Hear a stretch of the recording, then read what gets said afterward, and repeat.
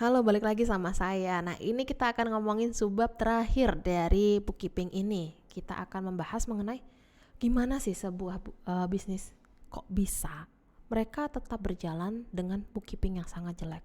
Kita akan membahas mengenai kalau misalnya bookkeeping jelek ini akan pengaruhnya kemana sih? Nah, dimana sebelumnya kita akan melihat nih bahwa beberapa bisnis kalau misalnya ternyata mereka bisa berjalan dengan bookkeeping yang tidak efektif, tidak baik atau jelek bisa dikatakan bisa jalan. Tetapi biasanya bisnis-bisnis ini yang mereka sudah memiliki fundamental yang cukup baik, memiliki dasar yang cukup baik. Nah, kalau misalnya ternyata dari fundamentalnya jelek, dari segi ininya masih belum jelas, belum stabil, ditambah bookkeepingnya juga jelek, itu akan sangat berpengaruh terhadap perusahaan, terhadap bisnis kita. Oleh karena itu sangat penting sekali untuk memulai dari yang paling sederhana dulu mengenai bookkeeping. Kita tuliskan dulu bagaimana bookkeeping dengan baik secara sederhana. Nah, karena ada beberapa hal yang menjadikan kayak kendala kita kalau misalnya bookkeeping ini jelek. Ada beberapa yang menjadi minus kita lah kalau misalnya ternyata kita memiliki bookkeeping yang jelek. Nah, yang pertama kita akan kesusahan dari segi collection. Collection di sini adalah pengumpulan piutang kita.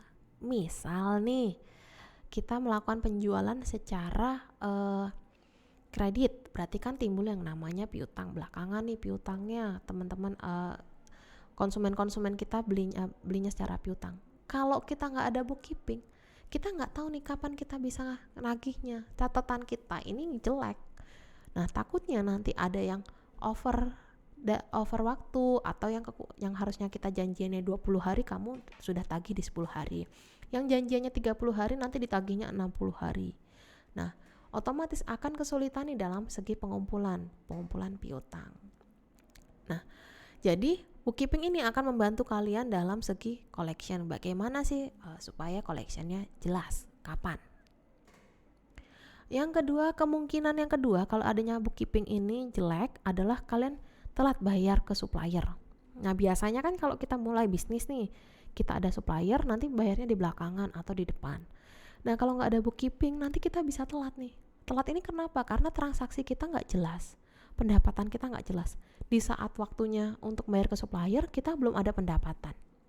Karena kita hanya transaksi nggak nyadar bahwa anggaran kita ini udah kelewat batas, yang akhirnya justru akan berimbas pada pembayaran telat kepada supplier kita. Nah, ini juga akan berimbas kepada bisnis kita dan kepercayaan terhadap supplier. Ketika kita udah telat bayar, supplier ngerasa, wah aku nggak enak nih kerja sama bisnis ini, baru kerja sama bentar aja pembayarannya telat terus, mending saya pindah mencari orang lain yang pembayarannya justru lebih tepat waktu dibanding dengan bisnis ini gitu. Nah, selanjutnya juga kita kalau misalnya nggak punya bookkeeping, sama paling dasar adalah susah mendapatkan pinjaman.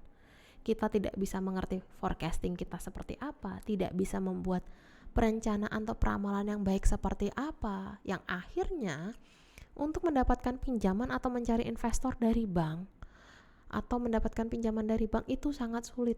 Mereka mau basicnya dari apa kalau kita nggak punya dasarnya? Mau tanya-tanya apa?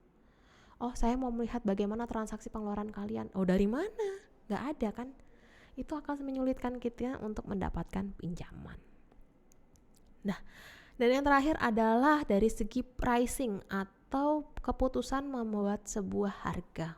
Kalau kita nggak tahu nih berapa variable cost kita, berapa fixed cost kita, terus kita langsung menentukan harga pokok penjualan kita.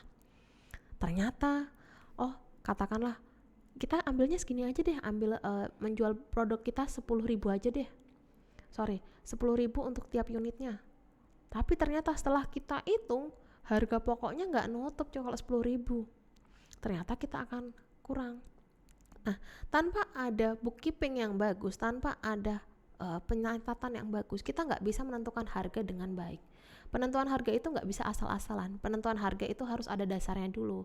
Berapa variable cost-nya tiap orang, berapa fixed cost-nya, berapa nanti hal-hal yang perlu diperhitungkan lagi. Baru kita bisa menentukan berapa kita mau ngambil profitnya segala macam.